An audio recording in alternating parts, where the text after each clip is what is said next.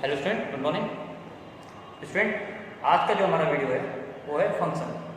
तो इस वीडियो में हम लोग फंक्शन क्या होता है उसके बारे में स्टडी करेंगे। तो सबसे पहले फंक्शन से पहले मैंने एक टॉपिक एक्सप्लेन किया था, रिलेशन। तो रिलेशन क्या होता है पहले आप वो जान लीजिए, क्योंकि जो फंक्शन होता है वो रिलेशन होता है, सिर्फ एक आपका पार्टिकुलर रिलेशन को हम बोलते हैं फंक्शन। तो रिलेशन में मैंने आपको बताया था, अगर दो सेट हैं ए और बी, दो आपके पास सेट हैं, तो ए में जितने आपके एलिमेंट हैं, ए में जितने एलिमेंट हैं उन सब का इमेज आपका हमेशा सेट बी में बनता है।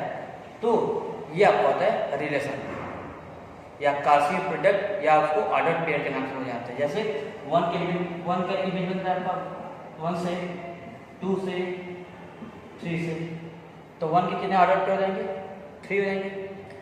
बी के ऑर्डर पे निकालेंगे तो उसके भी 3 होंगे, और सी का ऑर्डर पे निकालेंगे तो क्या होगा, इसके भी 3 होंगे। मीन्स इसका जो रिलेशन होगा, कितने रिलेशन होंगे आपके? 9। तो ये था आपका रिलेशन हो गया। लेकिन हम बात कर रहे हैं फंक्शन। तो मैंने कहा कि function is a special kind of relation. कैसा ये स्पेशल होता है कि अगर आपका दो सेट हैं और सेट ए में जो इमेज बन रहा है बी में, वो क्या होना चाहिए? 1 and only 1। मतलब ये कि ए का सिर्फ और सिर्फ बी में जो इमेज बन रहा है अगर सिंगल है तो वो आपका होगा क्या? फंक्शन। जैसे अब देख रहे हैं डिफिनेशन मैंने लिखा हुआ है, is relation F from a set A to a set B. मतलब आप दो सेट लेते हैं ए एंड बी, रिलेशन को लोग फंक्शन बोलते हैं। लेकिन क्या है कि जो रिलेशन होता है वो बहुत से एलिमेंट जो होते हैं उनके बहुत से इमेज बन सकते हैं अनदर सेट में। लेकिन अगर एक एलिमेंट का सिर्फ और सिर्फ एक इमेज बनता है दूसरे सेट में, तो वो आपका होता है फंक्शन। तो दो सेट है ए और B, is set to B a function. आपका फंक्शन कब होगा? If every element of set A, मतलब सेट ए में जितने एलिमेंट हैं A has 1 and only 1 image in set B. Means ये कि सेट बी में ए के जितने एलिमेंट हैं उन सब का जो इमेज बन रहा है सिर्फ एक ही बन रहा है, तो वो आपका होता है क्या? फंक्शन।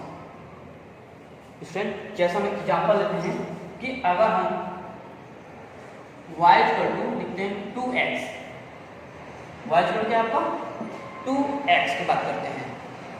तो अगर हम x की वैल्यू पुट करेंगे, x की वैल्यू हम पुट करेंगे 1, तो y की वैल्यू निकल आएगी 2।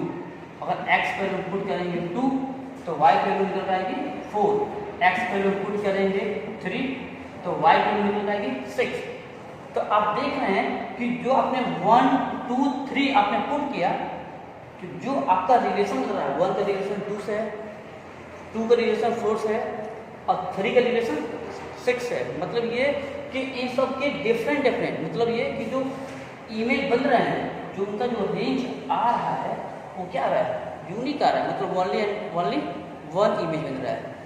तो ऐसे हम रिलेशन को बोलते हैं क्या? फंक्शन। अब कुछ हम बात आपको डोमेन, कोडोमेन और रेंज की बात करते हैं। तो डोमेन, कोडोमेन और रेंज, जो कि मैंने आपको रिलेशन पे जो आपका जो टॉपिक था उसमें मैंने आपको बताया था कि डोमेन क्या होता है, कोडोमेन क्या होता है और रेंज क्या होता है। तो डोमेन जो बात करते हैं, तो सेट ए में जितने एलिमेंट होते हैं, सेट ए में जितने एलिमेंट हैं वो आपके होते हैं डोमेन।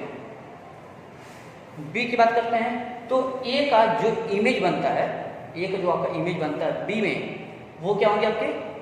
वो होंगे आपके रेंज। और बात करते हैं कोडोमेन, तो कोडोमेन मीन्स हो गया कि सेट बी में जो ऑल एलिमेंट हैं, सेट बी में जो सभी एलिमेंट हैं वो आपके क्या होंगे? वो आपके होंगे कोडोमेन।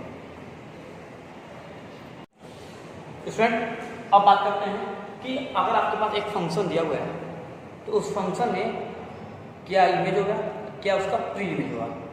तो हम मान लेते हैं कि if f is a function, मान लेते हैं कि एफ का आपका एक फंक्शन है फ्रॉम ए टू बी, मतलब आप रिलेशन दिखा कैसे A to B, and A B मतलब ए बी जो था वो एफ तो फंक्शन है और क्या रिलेशन है A comma B, F A equal to B, मतलब ये आपका कंडीशन जो आपका कह रहा है फंक्शन के लिए, where B is called the image of the of A under F, मतलब कि तो जो आपका जो बी होगा ये वो क्या होगा फंक्शन के लिए ए का क्या होगा, ए का आपका इमेज होगा।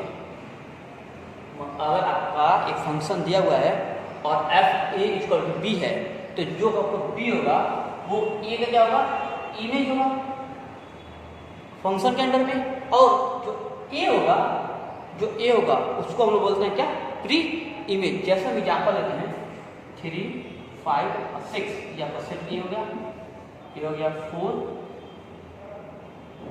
7 और ये सब कुछ करते हैं 8, तो आपका हो गया ठीक है। रिलेशन अब हम दिखाते हैं 4 से है, 5 रिलेशन 7 से और 6 रिलेशन 8 से, इसको लिखेंगे 3, 4,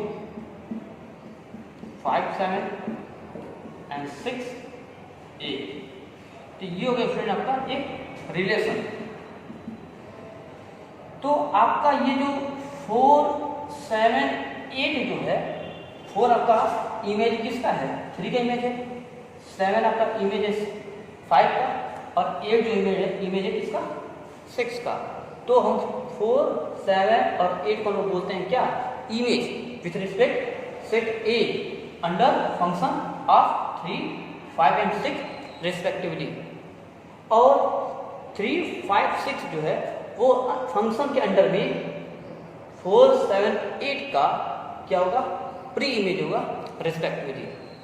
ये आपका हो गया image and pre image. Student एक क्वेश्चन मेरे पास है, जैसे कि क्वेश्चन दिया हुआ है कि let N be the set of natural number and relation R is defined as N such that, आपका एक कंडीशन दिया हुआ है कि एन जो है आपके नेचुरल नंबर है और इस प्रकार एक रिलेशन शो कर रहा है कि R equal to X comma Y,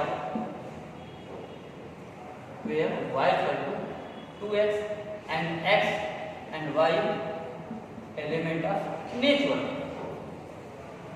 student मतलब कह रहा है कि n जो है आपका एक नेचुरल नंबर का सेट है और आपका जो रिलेशन है वो आपको ये दिखा रहा है। और क्वेश्चन पूछ रहा है कि what is the domain codomain range of R, मतलब डोमेन कोडोमेन रेंज निकालना है इस रिलेशन का। And is this relation is function, पूछा कि ये जो रिलेशन है क्या वो फंक्शन है। तो स्टूडेंट पहले तो बात करते हैं कि डोमेन कोडोमेन और रेंज में फर्स्ट फाइंड आउट करना है। तो पहले तो हम क्या करते हैं, अगर हम x की कोई भी वैल्यू पुट करेंगे, x की वैल्यू कोई पुट करेंगे तो जो y की वैल्यू निकल कर आएगी स्टूडेंट, x की वैल्यू कोई भी पुट करेंगे तो y की जो वैल्यू स्टूडेंट निकल कर आएगी। तो जो आपका डोमेन होगा पहले बात करते हैं डोमेन की।